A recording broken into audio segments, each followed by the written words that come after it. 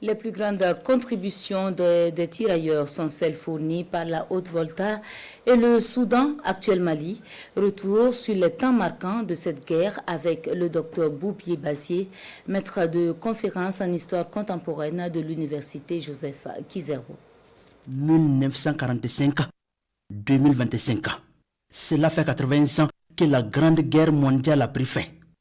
Une guerre à laquelle les hommes et les femmes noires d'Afrique ont participé pour libérer la France du joug du nazisme. La mobilisation de l'Afrique noire, on parlait de 250 000. 200 000 pour la OEF, l'Afrique occidentale française, et 50 000 pour l'AF, l'Afrique équatoriale française. En nombre, on peut même parler de millions, voire 2 millions. Parce que ce n'est pas seulement ceux qui sont allés combattre sur les fronts, mais derrière, il y avait les porteurs, il y avait des producteurs, il y avait des employés de l'administration mobilisés pour la guerre. Tous les pays sous domination coloniale française étaient mobilisés pour cette guerre. Mais la Haute-Volta, l'actuel Burkina Faso et le Soudan, l'actuel Mali, sont deux terres de guerriers qui ont mobilisé les plus gros contingents. Le mouvement d'Ankom II va mobiliser, participer à la mobilisation de la guerre, jusqu'à ce qu'il envoie 2 de ses fils. Et il meurt en 1942.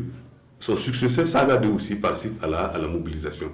Donc c'est là où on va puiser le plus grand nombre de combattants. L'Afrique est dans la guerre avec ses tirailleurs sénégalais. Mais sa contribution va au-delà des hommes. Sur le plan économique d'abord, il faut reconnaître que quand la France avait été envahie, l'Europe même, la source d'approvisionnement en matières premières de l'Europe, c'était l'Afrique. Sur le plan stratégique, la France avait été envahie. Où trouver l'appui? C'est en Afrique que la France de De Gaulle a trouvé l'appui. D'abord, à travers le Tchad, et aussi l'AF. Quand vient aussi le temps de la récompense, les tirailleurs sénégalais brillent par leur absence autour de la table des vainqueurs. Ils sont carrément ignorés. Pire, leur démobilisation s'est faite avec la plus grande négligence, déplore le maître de conférence en histoire contemporaine. Après le débarquement de Provence, en septembre, une note militaire sort et dit, le 7 septembre, qu'on doit commencer à transformer les troupes. Ça veut dire qu'à les blanchir, à faire sortir les tirailleurs sénégalais, les noirs des troupes, parce que nous sommes à quelques jours de la victoire. On veut que les troupes qui vont marcher pour célébrer la victoire soient des troupes constituées seulement de blancs. Le retour des tirailleurs sénégalais dans les pays d'origine. Ça a été fait avec moins de respect, moins de considération et de reconnaissance à leur égard.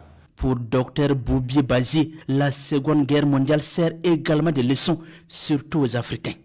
Des Africains qui doivent se battre pour leur indépendance réelle dans le concert des nations.